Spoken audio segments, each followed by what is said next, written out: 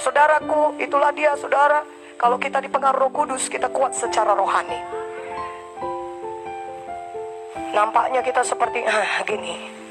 Ya, maksudnya orang melihat kita kecil-kecil ya. Tapi orang dunia bilang kecil-kecil cabai rawit katanya saudara. Ketika orang lain sudah jatuh membungkuk, saudara tetap tegak berdiri. Ketika orang semua sudah jatuh dalam dosa, saudara tetap hidup kudus. Oh, haleluya.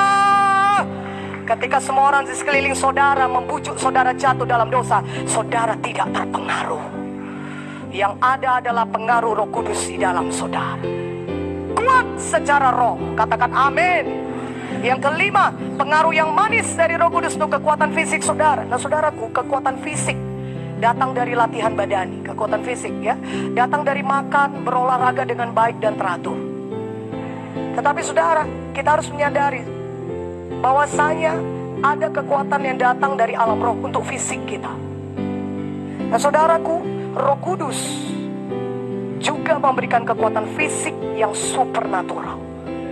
Jadi Roh Kudus dapat memberikan kekuatan fisik kepada saudara. Bukan hanya memberikan kekuatan roh, bukan hanya membuat manusia roh saudara kuat, tapi fisik saudara juga bisa dikuatkannya. Ini sangat luar biasa. Alkitab penuh dengan contoh-contoh dari manusia yang menerima kekuatan supernatural dari alam roh. Ketika saudara berada di bawah pengaruh Roh Kudus, saudara menerima kekuatan dari Tuhan. Saudaraku, itulah sebabnya kenapa saudara tidak merasa capek atau lemah atau sakit ketika saudara melayani di bawah pengurapan.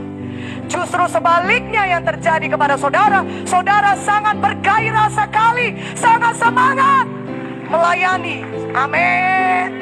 Kalau saudara berada di bawah pengurapan saudara, bukan merasa loyo, bukan merasa capek atau berusaha merasa sakit, tidak.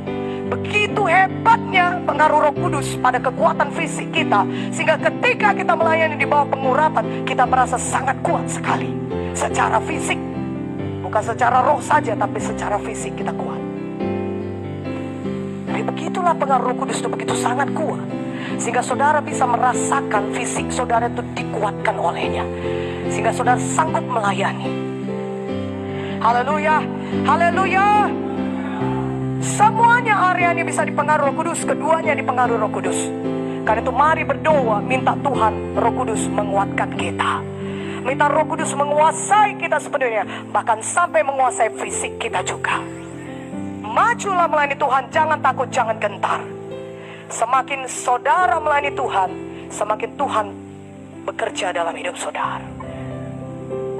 Saudaraku, barang siapa yang takut mempertahankan, dia takut kehilangan nyawanya.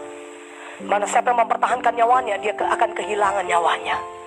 Tapi di mana ketika saudara tidak takut akan apapun, karena saudara percaya kepada kuasa Roh Kudus yang menyertai saudara, maka Roh Kudus bisa bekerja luar biasa. Haleluya. Saudaraku, kita sampai kepada keenam, pengaruh yang manis dari urapan untuk level intelijensia saudara. Intelijensia didefinisikan sebagai kapasitas untuk belajar, pemikiran saudara, dan pengertian saudara. Itulah intelijensia saudara. Intelijensia juga kecerdasan. Dan intelijensia juga artinya kemampuan untuk menangkap kebenaran-kebenaran dan untuk memegang kebenaran-kebenaran, merangkulnya, memegangnya, mengertinya, dan juga hubungan-hubungan, fakta-fakta, dan pengertian-pengertian. Itulah dia intelijensia.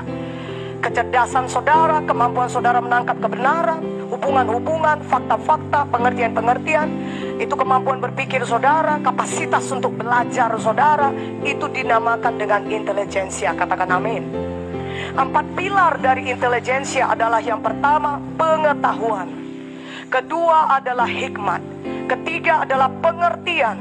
Dan yang keempat adalah takut akan Tuhan. Haleluya. Jadi Roh Kudus mempengaruhi semua 4 aspek ini.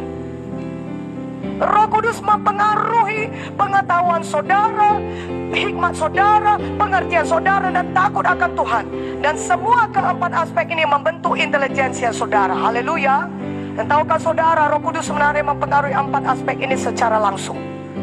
Karena itu kita sangat diberkati. Amin. Karena dengan demikian pengetahuan kita bisa bertambah, hikmat kita bisa bertambah-tambah, pengertian kita juga, dan takut akan Tuhan juga. Amin. Pengetahuan itu adalah informasi yang saudara butuhkan. Itulah dia pengetahuan.